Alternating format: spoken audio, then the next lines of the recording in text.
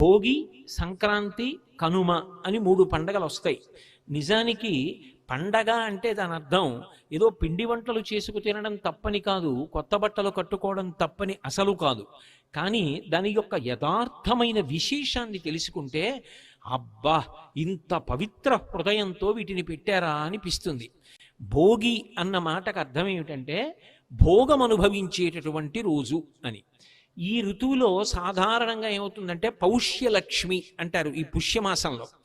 ఈ పౌష్యలక్ష్మి ఇంటికి వస్తుంది. పూర్వం ఇన్ని రకాలైనటువంటి ఉద్యోగాలు అవి లేవు.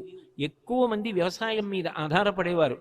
ఆరుగాలం కష్టపడినటువంటి వ్యవసాయదారుడు పంట కోసి ఇంటికి తెచ్చుకున్న తర్వాత ఎంత సంతోషాన్ని పొందుతాడో.